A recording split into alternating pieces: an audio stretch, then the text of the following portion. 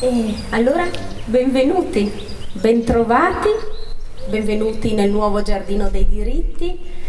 E questo 2 giugno, questa festa della Repubblica che oggi ha un cielo davvero terso, è dedicata a tutti voi, a voi giovani donne, giovani uomini che vi accingete alla vita adulta, ai cittadini di Cervignano che presto assolveranno appieno a nuovi doveri, ma che vedranno anche riconosciuti tanti preziosi diritti. E questa giornata in questo bel giardino è dedicata anche alle giovani donne e ai giovani uomini che 76 anni fa lottarono strenuamente, coraggiosamente per sconfiggere una dittatura feroce, e che subito dopo ci restituirono il dono più bello, che è quella Costituzione che tra poco vi doneremo, che è veramente il frutto di un patto, come disse Piero Calamandrei, di un patto alto e lungimirante fra tutte le forze antifasciste. Quella Costituzione conserva, a distanza di così tanti decenni, inalterata tutta la sua forza, tutta la sua saldezza politica e morale. È una vera tavola, una tavola dei valori e dei principi. E noi vogliamo dirvi che allora, 76 anni fa, tutto questo non c'era. Ed è per questo che io vi chiedo di pensare l'impensabile, di fare quasi un esperimento e di provare ad immaginare, come fosse allora, le vostre giornate completamente private della libertà. Lo dico ai nostri giovani concittadini: immaginate le vostre giornate, figuratevele senza libertà personali, senza libertà civili, senza libertà politiche, sindacali, senza la libertà di parola, di stampa, senza il diritto di voto. E alle tante ragazze presenti dico: pensate se le vostre giornate fossero costruite secondo il motto fascista che la donna deve ubbidire, badare alla casa, mettere al mondo i figli e portare le corna, o secondo l'altro motto che era tanto caro a Benito Mussolini e che lui con spirito era solito ripetere: immaginate che la vostra giornata fosse così. Le donne non le vogliamo all'università, le vogliamo zitte, sedute sui sofà. E nonostante questo, 35.000 donne parteciparono attivamente alla resistenza. 5.000 furono arrestate e torturate, più di 2.000 indirizzate nei campi di detenzione in Germania, 3.000 circa invece furono impiccate o fucilate. Allora una donna non poteva avere alcun impegno pubblico, non poteva compiere nessuna scelta commerciale e giuridica. Pensate com'è banale il male, come sono sciocche le dittature. Allora una donna non poteva spedire un vaglia postale, eppure 35.000 si impegnarono attivamente nella resistenza. Eppure il 2 giugno del 1946 21 donne furono elette all'Assemblea Costituente. Sono ore di grande tensione, sono momenti a cui teniamo tanto. Quell'ingresso all'Assemblea Costituente di 21 donne rappresenta l'accesso per tutte noi alla rappresentanza politica. Fino allora c'era stato completamente negato. Ecco perché dobbiamo continuare a ricordare, ecco perché dentro tutta la Costituzione c'è tutta questa storia. 21 donne diversissime per ceto, per esperienza, per età, erano donne liberali, comuniste, democristiane, seppero lavorare come i colleghi maschi gomito a gomito. Teresa Noce, che è una delle madri costituenti, disse che quello era uno stato di grazia.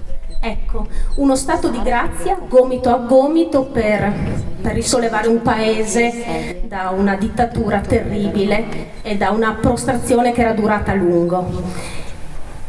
Noi vi consegneremo tra poco, lo farà il nostro sindaco, una copia della Costituzione. Consegnandovela vi consegniamo molto altro e vi consegniamo un monito, che è il monito di allora. Vi diciamo: guardate che i diritti, le conquiste, le libertà, la pace, la giustizia e l'uguaglianza non sono definitive, devono essere preservate, bisogna averne cura, devono essere difese con lo studio, con la passione, con la volontà, con il coraggio. Ecco, e questo è davvero tutto quello che noi vi lasciamo quest'oggi, ed è un valore preziosissimo. Ora, tra poco, di questa storia straordinaria che parla di donne e di uomini che dai monti arrivarono al Parlamento, vi racconterà il nostro ospite, Enrico Galliano, che è scrittore, molto amato e professore. Siamo davvero molto lieti, siamo onorati che sia con noi quest'oggi e io vi lascio la parola. Enrico Galliano.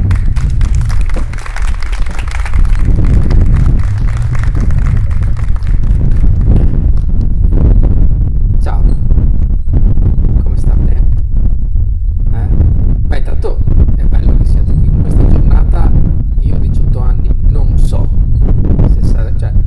se sarei venuto qua, cioè c'è il mare, a pochi no. Immagino che molti vostri amici, quindi bravi che avete scelto di essere qua, a parte quelli tirati per le orecchie dai genitori, non si fanno riferimenti a persone, cose. Vi mando intanto il mio abbraccio, non solo a distanza, un abbraccio proprio reale, perché ho pensato, no? Ogni volta che incontro delle persone cerco sempre di focalizzarmi sul sentimento che mi ispira. Mi hanno detto: Enrico, dovrai parlare a ragazzi e ragazze di 18 anni. Qual è il sentimento? Il primo che mi è venuto in mente? Facile. L'invidia. La prima cosa, l'invidia, ma in realtà non solo l'invidia quella che... Cioè ci sono dei motivi per cui vi invidio e dei motivi per cui non vi invidio, ma manco per niente. E io partirei proprio da quelli per cui non vi invidio, e invece quelli per cui vi invidio ve li dirò alla fine. Ci state? Primo motivo per cui io, ragazzi di 18 anni, non vi invidio. Voi avete 18 anni nell'epoca di Instagram. Cioè io dico, è già difficile avere 18 anni, uno c'ha un sacco di paranoie, c'ha un sacco di problemi suoi, si sveglia al mattino, apre Instagram e veramente dice: ok, la mia vita è un cesso. E questo è il primo pensiero che ti viene. So che lo avete pensato in tanti, e quindi io credo che se avessi avuto la vostra età, cioè se oggi avessi sarebbe stata molto dura, ecco. Quindi questo è assolutamente il primo, insomma, che mi viene in mente, il primo motivo per cui dico no, meglio avere l'età che ho io, cioè 44 oggi, invece che i vostri 18. Secondo motivo per cui vi invidio. Questo sarebbe anche un altro dei motivi piccoli, cioè soffro di un po' di, come si chiama, come la pesciolina Dory, avete presente? Pesciolino Nemo, memoria a breve termine, si chiama anche demenza senile, volendo. Insomma, ogni tanto sbircero, qua mi sono scritto un po' di cose, quindi ecco il secondo, sì. Secondo motivo per cui non vi invidio è che avete avuto 18 anni nell'epoca della pandemia.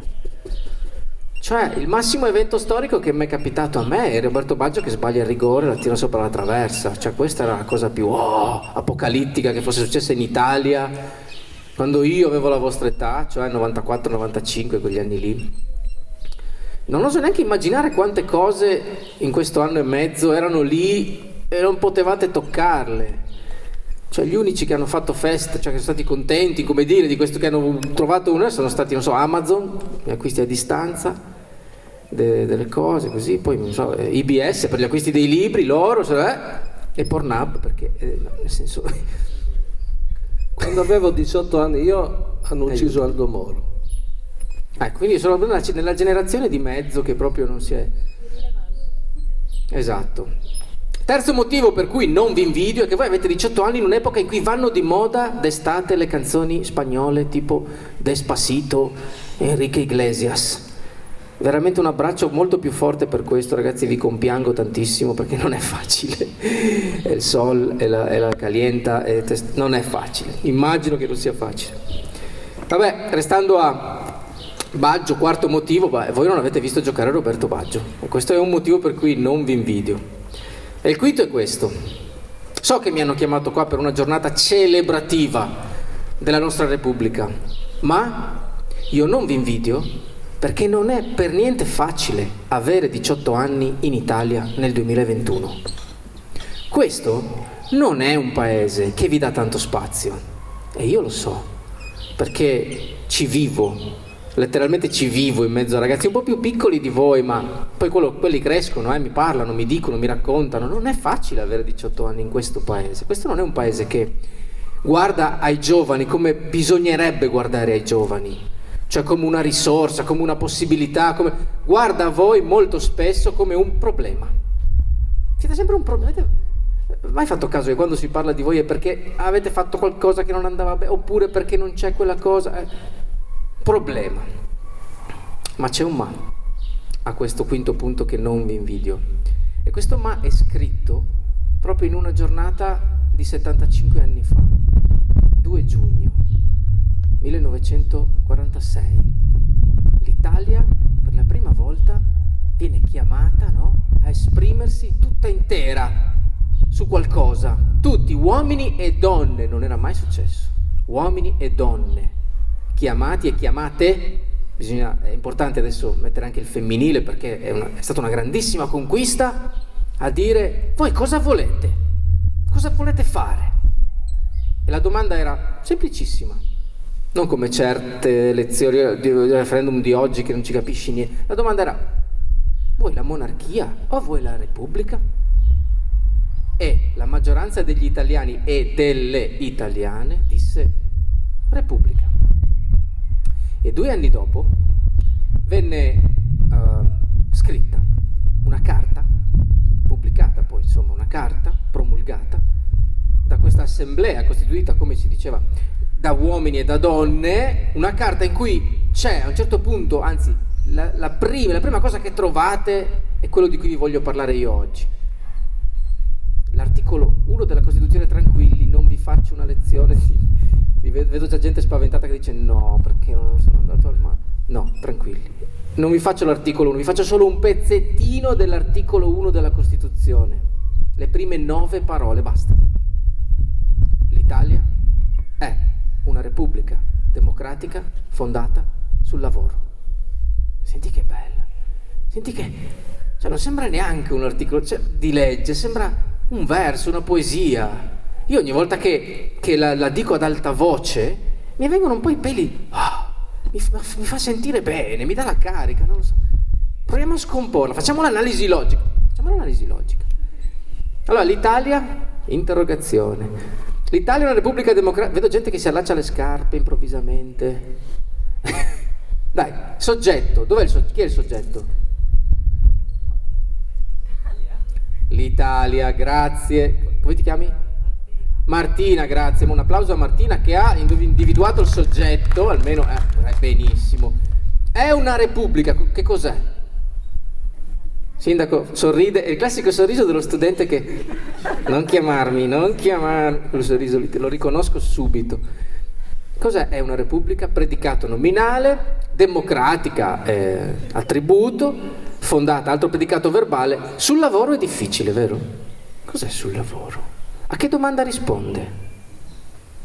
Dove? Sì. Su cosa? Sul lavoro.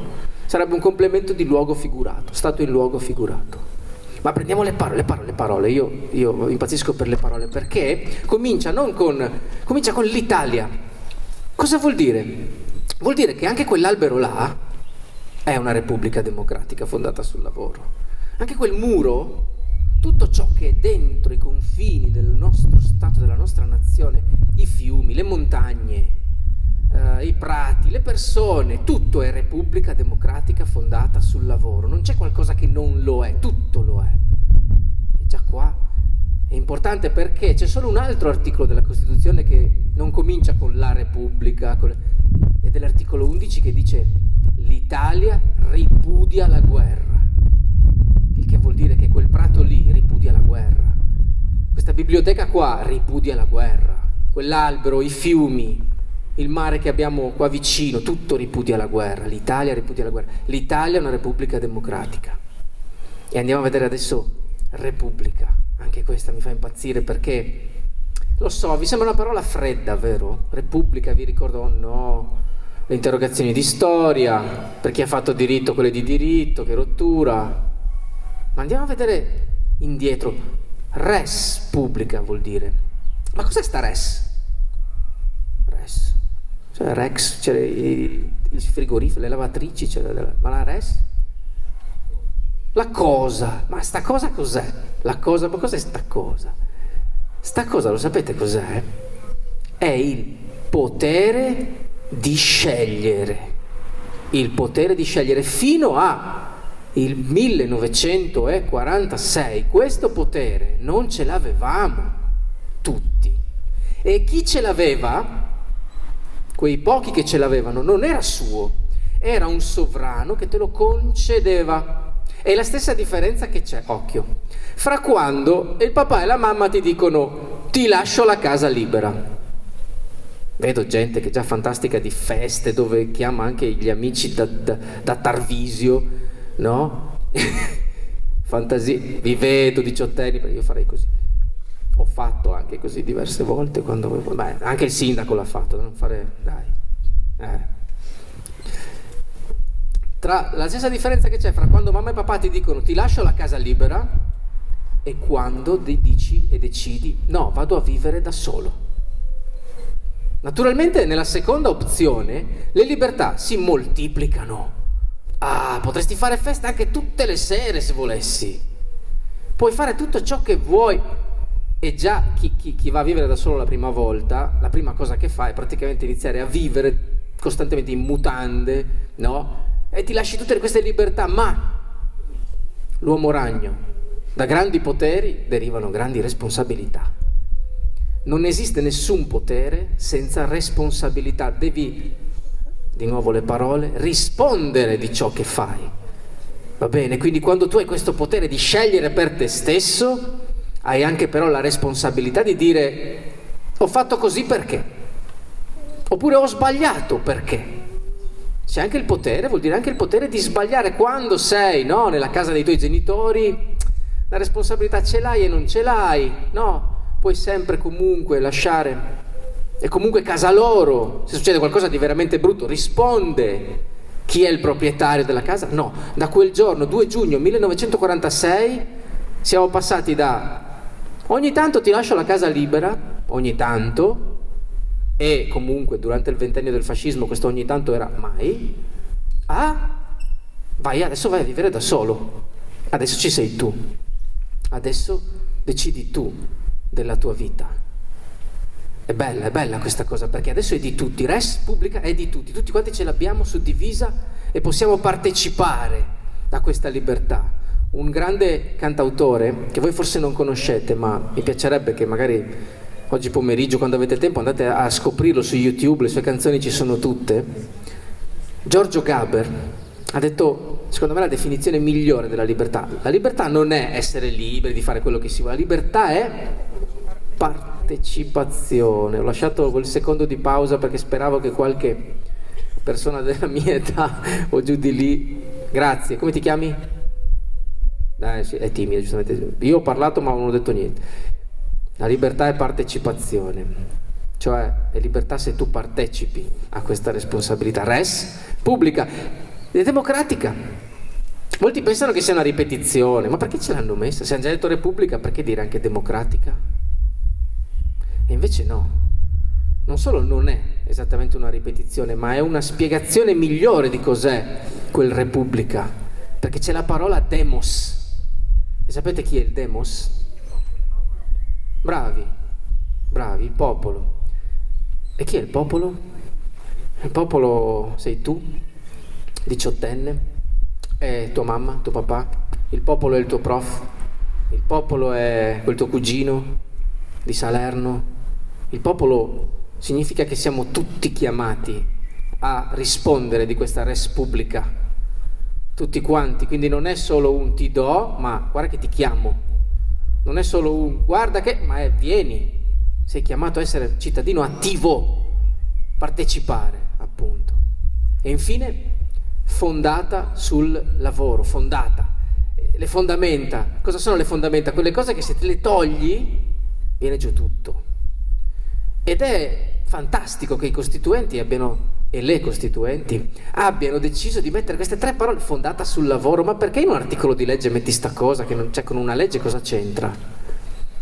Quasi nessun'altra costituzione al mondo fa così. C'è solo quella americana che a un certo punto dice che tutti hanno il diritto alla ricerca della felicità, questa piccola concessione alla poesia, ma se no tutte le altre sono articoli di legge. Invece noi no, fondata sul lavoro. Vuol dire che se togli il lavoro, cioè se togli il tuo fare le cose con le mani e con la testa e con la bocca, viene giù tutto.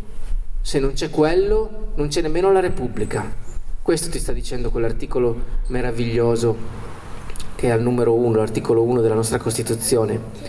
Ed è qui che mi porta quindi ai motivi per cui invece vi invidio, che sono anche questi 5 come gli altri. Scusate, ma la Dori che c'è in me è tornata fuori.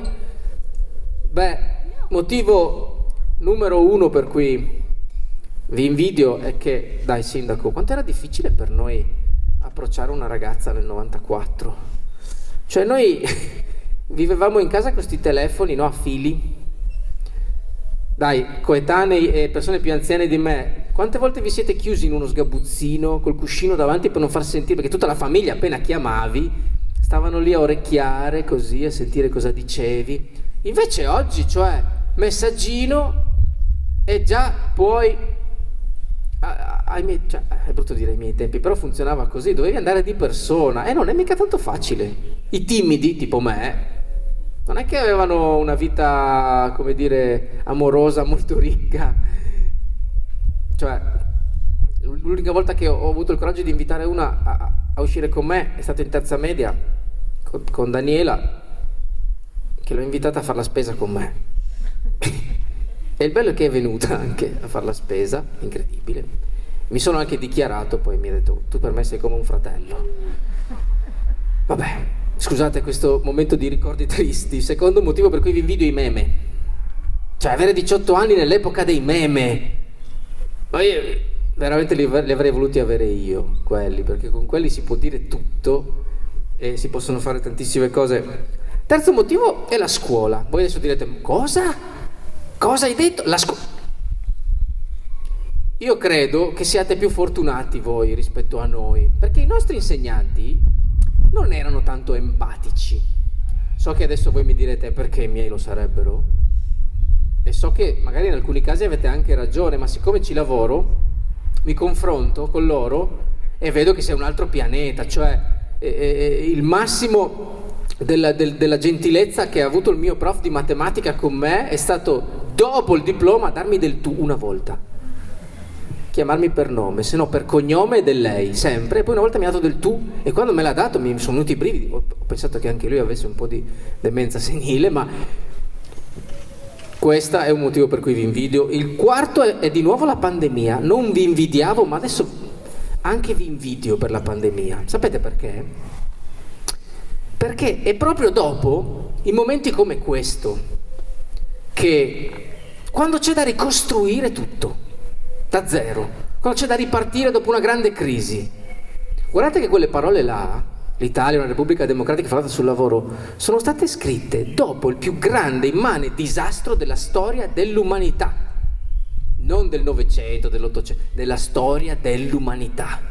E l'Italia è stata uno dei centri di quel disastro. L'Italia era distrutta, intere città rase al suolo, nessuno non aveva in famiglia almeno una persona che era morta o dispersa in guerra. Tutti avevano un parente, un fratello, un figlio morto o disperso in guerra. Eppure dopo quel disastro c'è stata la più grande risalita che si fosse mai vista in Italia.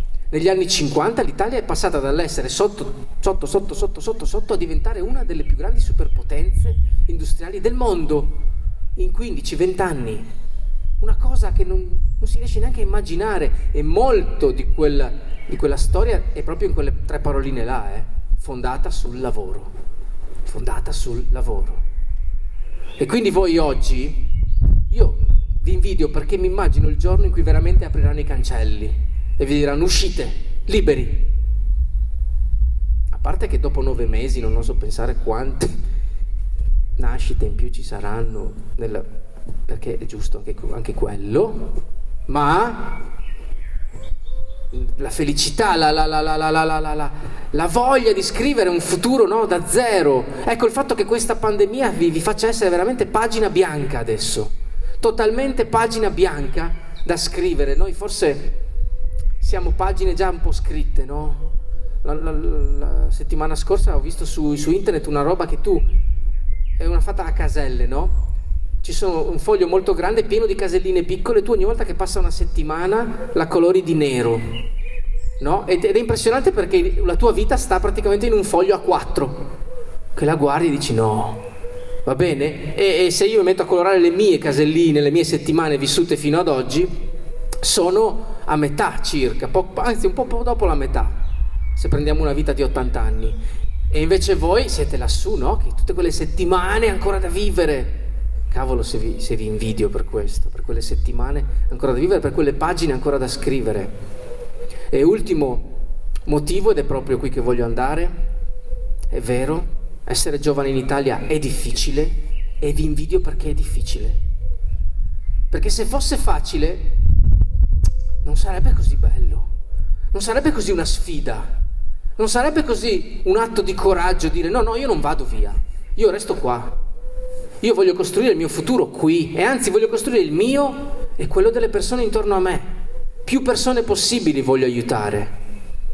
Voglio partecipare alla mia libertà, voglio andare a vivere da solo, voglio essere io il padrone del mio destino, voglio io avere il potere di scegliere e costruire la mia strada.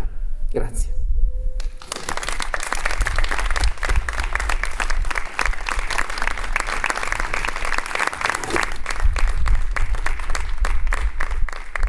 Grazie Enrico. Allora io dirò 2 cosine brevissime perché siete sotto il sole e fa caldissimo questa mattina.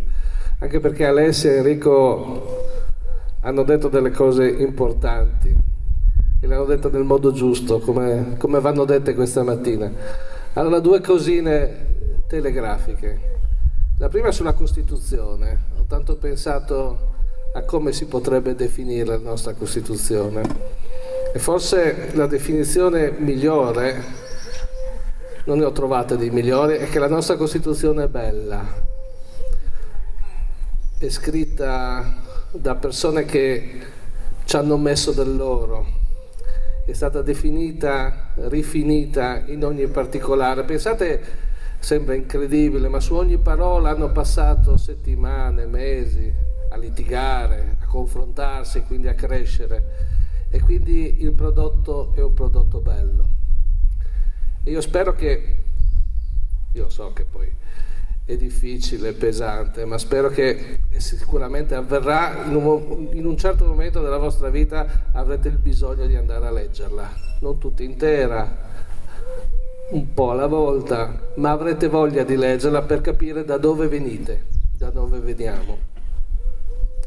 Seconda cosa che voglio dirvi è che oggi, quest'anno e l'anno scorso, perché qui facciamo 2 annate Enrico, perché l'anno scorso non abbiamo potuto consegnare la Costituzione, oggi diventate cittadini di questo paese ed è una cosa bellissima come ci ha spiegato Enrico, ma è anche una cosa molto impegnativa. Allora il mio augurio che vi faccio è che troviate lo spazio, il modo, l'intelligenza, la capacità di essere bravi cittadini. Alcuni di voi diventeranno la prossima classe dirigente, altri diventeranno coloro che porteranno avanti questo paese. Allenatevi fin da subito a farlo bene, a farlo con grazia, a farlo pensando a quanto c'è voluto per raggiungere questa realtà, a pensare a quanti hanno sacrificato anche la propria vita. Sembra lontano, però è un concetto importante per i diritti che sono segnati in questa bella piazza. Meritatevi questa questo grande dono che c'è nella Costituzione. Non vi dico altro perché sennò morite. E adesso Lucia, come si fa? Dov'è Lucia? Diamo la Costituzione.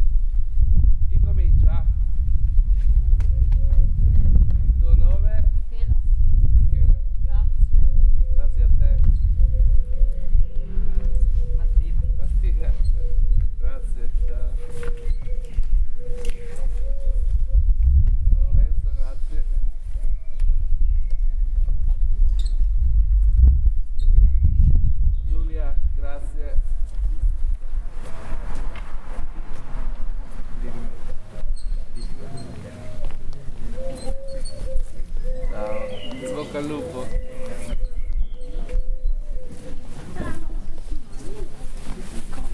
Enrico? Enrico, ciao.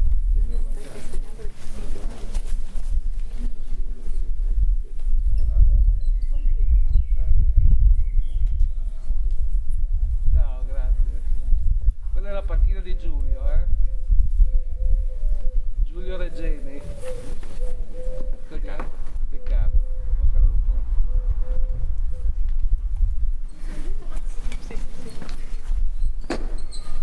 Come ti chiami? Simone.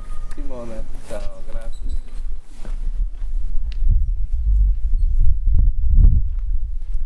Aleudi, ciao.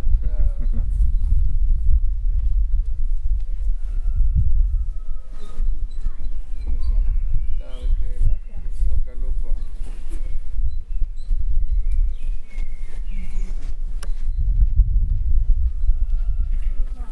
Ciao, ciao, bocca al lupo.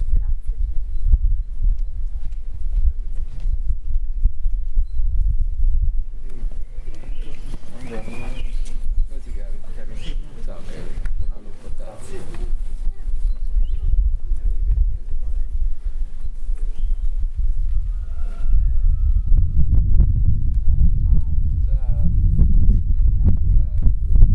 Ciao, cara. Ciao.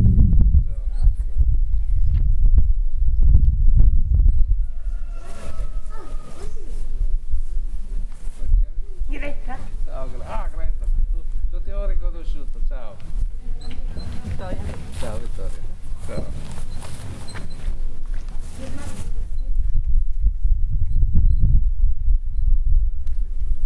Come si chiami?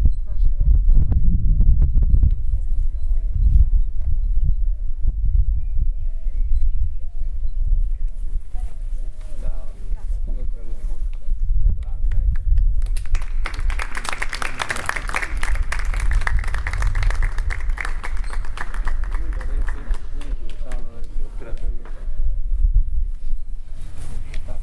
Ah, cauda veneno dicevano i latini, il veleno alla fine. Come ti chiami? Alessandro. Ciao Alessandro. Alessandro Veleno. Ah, non ce n'è un altro.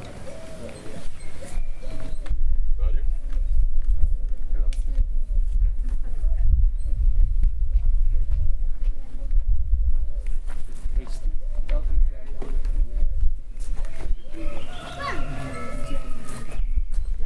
Ciao.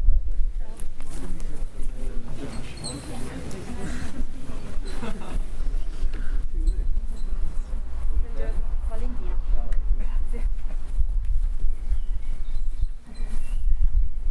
Bene, ed ora per chi volesse, Enrico è a disposizione.